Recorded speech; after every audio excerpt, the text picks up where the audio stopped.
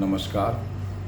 जन संज्ञान में आपका स्वागत है। मैं दिलबाग सिंह धनखड़। अभी आपने देखा हाल फिलहाल में भारत में, अपने देश में 5 राज्यों में चुनाव हुए, लेकिन सबसे ज़्यादा चर्चा केवल एक राज्य की हो रही है, वो है पश्चिमी बंगाल। पश्चिम बंगाल के चुनाव की, उसके रिजल्ट की इतनी ज़्यादा चर्चा हो रही है कि आप देखेंगे कि किसी भी, आप सोशल मीडिया प्लेटफॉर्म पे चले जाइए, आप किसी भी न्यूज़ चैनल पे चले जाइए, आप किसी भी न्यूज़पेपर पे चले जाइए, किसी भी मैगज़ीन को आप देख लीजिए, सभी जगह आपको बंगाल के चुनाव के बारे में ही चर्चा मिलेगी। और वहाँ के चुनाव पर चर्चा होना भी बहुत ज़रूरी है। वहाँ से जैसी जैसी खबरें निकल कर आ रही हैं, हम लोग तो सुनकर उन चीज़ों को बिल्कुल हैरान हैं। हम जैसे दिल्ली में बैठे हैं, हम बहुत ही सेफ जोन में हैं। बंगाल के अगर हम परिदृश्य से चर्चा करें, बंगाल की व्यवस्था से अगर हम चर्चा करें, तो हम मानते हैं कि हम बहुत ही सेफ जोन में हैं। जिस तरह से बंगाल के अंदर, पश्चिमी बंगाल के अंदर हिंदुओं को दबा करके रखा गया था, अब जैसे वहाँ से खबरें निकल के आ रही हैं कि वो लोग अपना वोट नहीं डाल सकते थे। अगर वोट डाल भी दिया तो उनको टीएमसी के गुंडे ये कहते थे कि आपको वोट कहाँ डालना है। यानी कि वहाँ पर एक जो लोकतंत्र की जो व्यवस्था थी, जिसको हम कहते हैं भारत आज़ाद हो गया और भारत के अंदर लोकतंत्र है, डेमोक्रेसी है, ऐसी वहाँ कोई भी चीज़ आपको नहीं लगती। हालांकि वहाँ पर जो कहने को तो सारी व्यवस्थाएं हैं, लेकिन जब वोटर के अंदर इतना डर, इतना भय होगा कि वो अपना वोट ही नहीं डाल सकते, तो ऐसी व्यवस्थाओं का क्या फ़ायदा। बंगाल के अंदर का जो इतिहास आप देखेंगे कि वहाँ हमेशा हर चुनाव में गुंडागर्दी, मारकाट एक आम बात है। पहले यूपी बिहार का नाम सबसे ऊपर होता था, लेकिन अभी कई सालों से आप देखेंगे कि पश्चिमी बंगाल के अंदर, हालांकि पहले मीडिया में खबर नहीं आती थी, लेकिन मुझे लगता है कि पहले भी पश्चिमी बंगाल ही यूपी बिहार से ज़्यादा आगे होगा बूथ कैप्चरिंग में, लूट खसोट में और मारकाट में। जो चुनाव में होता सभी ने देखा है। लेकिन अभी आपको थोड़ी सी जो एक चुनाव के बाद एक पश्चिमी बंगाल के अंदर एक जो बदलाव हुआ है, उसके बाद से वहाँ के जो खासकर हिंदू वोटर्स हैं, वो बहुत खुश हैं। यानी कि सही मायने में वो बोल रहे हैं कि भाई पूरा देश तो आज़ाद हो गया था 1947 में, सॉरी, लेकिन हम तो 80 साल बाद, 79 साल बाद आज आज़ाद हुए हैं। बीजेपी की जब वहाँ सरकार बनी है, तो वहाँ के लोगों को अब थोड़ा सा बोलने का एक मौका मिला है। इससे पहले वहाँ के खासकर हिंदू लोग तो बोल भी नहीं पाते थे। ममता के गुंडों का और टीएमसी के जो सिस्टम का इतना वहाँ भ्रष्टाचार, इतना एक तरह से कंट्रोल था कि कोई भी वहाँ कुछ नहीं बोल पाता था। अब काफ़ी लोग इसमें अब चर्चा ये भी कर रहे हैं कि भाई किसका सबसे बड़ा योगदान रहा है, जो कि इस तरह से वहाँ पर एक जो सरकार व्यवस्था बन पाई है, या टीएमसी का जो चुनाव है, जो टीएमसी का जो एक व्यवस्था वहाँ ख़त्म होगी, और एक जो अब हम कह सकते हैं कि वहाँ लोकतंत्र की एक बहाली हुई है। तो कई लोग इसमें बहुत बहुत बातें बोल रहे हैं, इसमें भाई इसका ये योगदान है, उसका ये योगदान है, लेकिन मैं एक इसमें थोड़ा सा अपना एक विचार जोड़ना चाहूँगा। हालांकि वो सब भी सही बोल रहे हैं, लेकिन मुझे इसमें थोड़ा सा एक अपना विचार जोड़ने की इसलिए महसूस हो रहा है क्योंकि जो एक हमारे प्रशासनिक अधिकारी, जो हमारे मुख्य चुनाव आयुक्त ज्ञानेश कुमार की कई दिनों से बहुत कम चर्चा हो रही है। चुनाव आयुक्त में जो ऐसे जो पदाधिकारी जो होते हैं चुनाव आयोग में, वो बहुत ही बिरले ऐसे कोई अधिकारी निकलते हैं जो कि अपनी प्रशासनिक पावर को समझते हैं और एक लोकतंत्र को बचाने के लिए अपनी जी जान लगा देते हैं।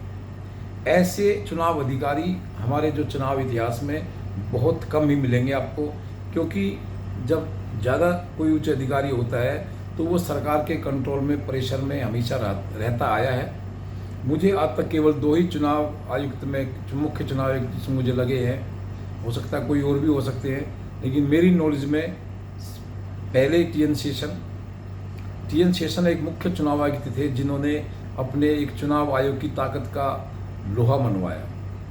कोई भी नेता, पार्टी उनसे इतना डरती थी कि जो उन्होंने एक बार निर्देश दे दिया, समझ लो वही फॉलो होता था।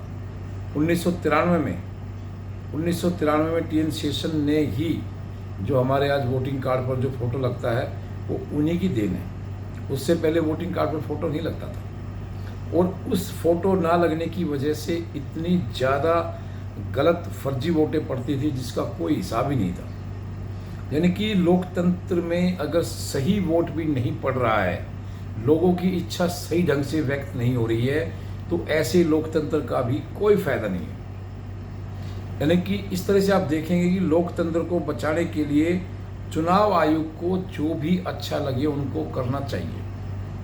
तो इस मामले में मेरी नज़र में दो ही सुपर हीरो आज तक मुख्य चुनाव आयुक्त हुए हैं, टीएन शेषन, जिन्होंने उस समय भी टेक्नोलॉजी इतनी फास्ट नहीं थी, लेकिन फिर भी उन्होंने एक बहुत अच्छी पहल की थी, जो वोटिंग कार्ड पर फोटो लगा करके लोगों को एक मजबूती दी कि भाई उसकी वजह से हम अपना वोट डाल रहे हैं। वरना पहले वोट किसी का नाम पे कोई वोट डाल जाता था और जब वोटर पहुंचता था तो वो बोलते तेरा वोट तो डल चुका। तो अब उसको कहते थे भाई तू तो, यानी कि इसका कोई रिकॉर्ड ही नहीं हो पाता था, इतना फर्जी मतदान होता था, इतनी बूथ कैप्चरिंग होती थी।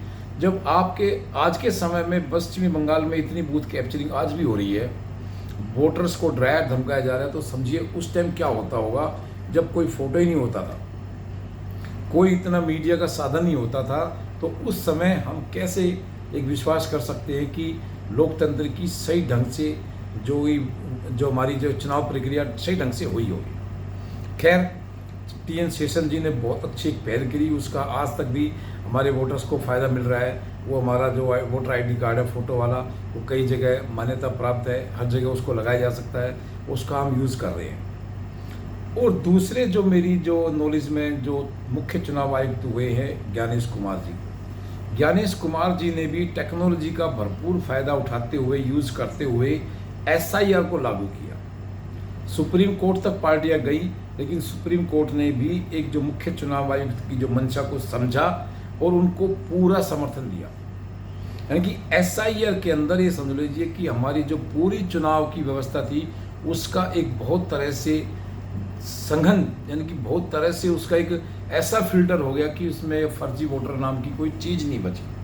और उसके परिणाम आप ये भी देख सकते हैं कि जब से एसआईआर जिस राज्य में कंप्लीट हुआ है वहाँ वोटिंग परसेंटेज 10-15% बढ़ गया। पश्चिमी बंगाल में तो कमाल हो गया, 93% तक वोटिंग हुई है। इसका मतलब ये है कि जितने फर्जी वोटर्स थे वो सब खत्म हो गए, यानी कि जो कुछ मर गए हैं या किसी का कोई और कहीं नाम ट्रांसफ़र करा लिया है। और ख़ासकर घुसपैठियों को बहुत अच्छी तरह से इसमें कंट्रोल किया गया है। यानी कि आप समझ लीजिए पश्चिमी बंगाल के अंदर ही 92 लाख वोटर्स के वोट कटे हैं और 27 लाख अभी पेंडिंग में हैं। यानी करीब 1.25 करोड़ वहाँ से वोट कट गए। 1.25 करोड़ वोट कटने का मतलब ये हुआ कि एक जो एक्चुअल जो हमारा मतदाता बचा है, जो भारतीय नागरिक बचा है, केवल वो ही एक वोटर है और वो अपने मत का उपयोग अपने खुल के करें। लेकिन चुनाव आयोग द्वारा इतनी अच्छी व्यवस्था होने के बावजूद भी लगता नहीं था कि वहाँ पर जनता जो है इतना खुल के मतदान कर पाएगी, क्योंकि जनता, वहाँ की जनता में वोटर थे। पश्चिमी बंगाल में जो ममता बनर्जी की सरकार थी 15 साल से, और जो गुंडों का जो एक पूरा कंट्रोल था वोटर्स के ऊपर, उसमें बिल्कुल भी नहीं लगता था कि भाई वहाँ निष्पक्ष चुनाव हो सकते हैं, जनता खुलकर वोट डाल सकती है। लेकिन इसमें भारत सरकार ने भी बहुत अच्छा एक सहयोग दिया, जो वहाँ पर पुलिस की बजाय सीआरपीएफ को या सीएएफ को ज़्यादा वहाँ पे महत्व दिया गया और 2.5 लाख से ज़्यादा हमारे फौजी भाइयों को वहाँ डेप्यूट किया गया, जिससे जनता में एक बहुत अच्छा मैसेज गया। और हमारे गृह मंत्री अमित शाह जी ने भी कह दिया था कि चुनाव के बाद भी 6 महीने तक जो हमारे फौजी है यहीं पर रहेंगे और आप लोगों की सुरक्षा करेंगे, क्योंकि बंगाल ही एक ऐसा राज्य है जहां चुनाव के बाद भी हिंसा हुई है।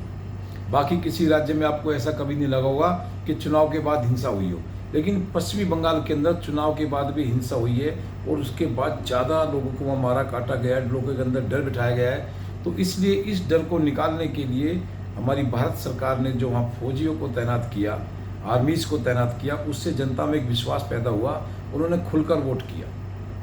लेकिन फिर मैं ये सब कहता हूँ कि अगर आप आर्मी भी लगा देते, आप वहाँ सब कुछ डेप्यूट कर देते, अगर एसआईआर नहीं होता, वहाँ से करीब 1.25 करोड़ वोट फर्जी वोट नहीं कटते। हो सकता है उसमें से कुछ मरे हुए लोग भी होंगे, और कुछ ट्रांसफ़र भी होंगे, लेकिन फर्जी वोटर्स वहाँ बहुत कटे हैं। आपने देखा होगा फर्जी वोट कटने पे हमारे साथ साथ जो जजेस थी, जो एसआईआर का काम कर रहे थे, उनको भी वहाँ एक मालदा के जो पास एक जगह थी उसमें उनको कैप्चर कर लिया था। 12-13 घंटे तक जजों को बंधक बना के रखा गया। ऐसा पश्चिमी बंगाल के अलावा आज तक किसी भी राज्य में नहीं हुआ। मुख्य चुनाव आयुक्त फ़ोन करते रह गए जब तक सुप्रीम कोर्ट के जज का फ़ोन नहीं गया। हाई कोर्ट के फ़ोन को तो उन्होंने उठाया ही नहीं। उसके बाद सुप्रीम कोर्ट के जो जज के इंटरवेंशन के बाद उन जजों को छोड़ा गया।